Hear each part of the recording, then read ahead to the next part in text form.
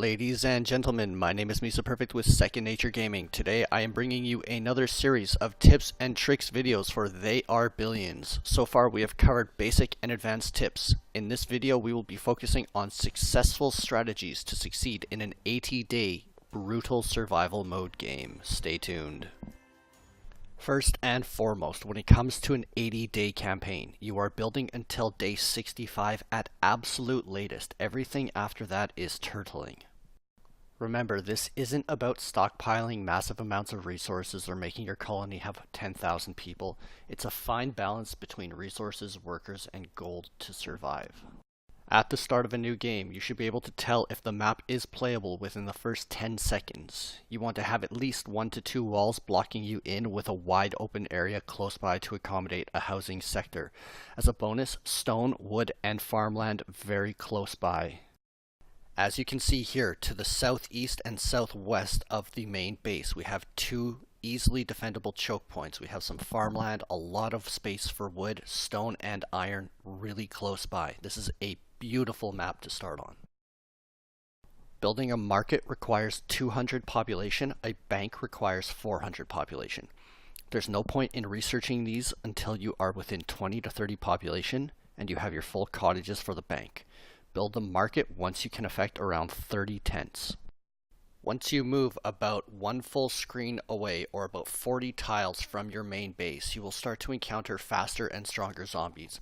Don't push past here until you have at least 2 groups of 4 archers or soldiers. Hold off on building your first set of walls until you know exactly what direction the first invasion is coming from. Building a double wall at an angle if possible, then move half of your force to defend. By this point, which should be around day 10, that should be around 10 to 12 rangers. They can easily hold the first wave. Once the first wave has passed, start clearing in a direction that has a large open space in the hopes of finding more defendable areas. When you're doing this, keep your clearing forces in small groups close enough to overlap fire, so if you're rushed, you do not get overwhelmed. Only upgrade to wood cottages when you have your full bank, market, perimeter full of tents. You want to have at least 4 to 5 sawmills and 1 warehouse by the time you do this, and no later than day 18, and day 18 is pushing it. Selecting these tents and quick keying them will save you a lot of hassle later. Your second invasion wave will be coming around day 18 or so make sure you have a tower at each wall so you can shift the majority of your forces to that invading wall. As soon as the second wave is complete, you want to be pushing your borders hard. Remember to clear around your area in alternating directions so you do not end up pulling the fast, larger, or spinning enemies. When you have a larger group clearing an area, take a ranger, run him out, pull, run back to the group. Clearing in this way can bring the faster enemies into you to die first. Every military unit matters. When one has low health, take them and move them to the back of the group, but keep them within firing range.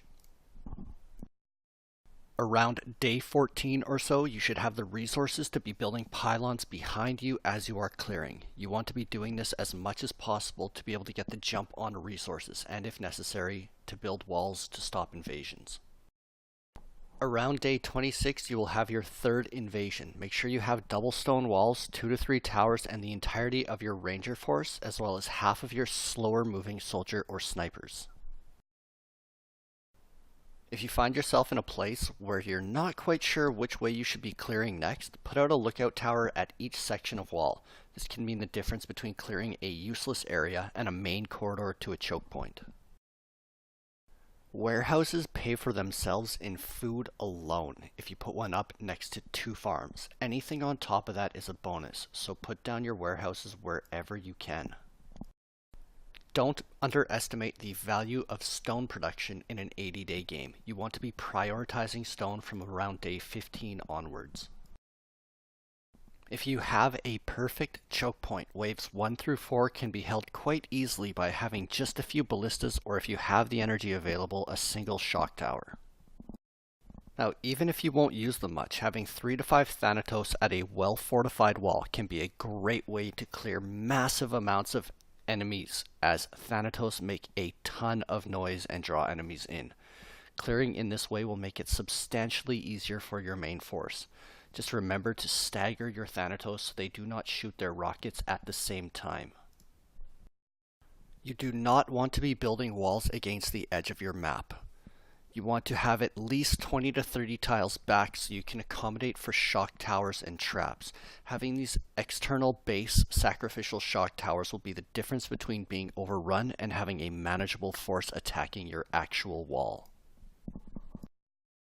The final wave will come around day 72. To make it this far in an 80-day game, you do not need more than 2,500 population. Anything more than that is excessive.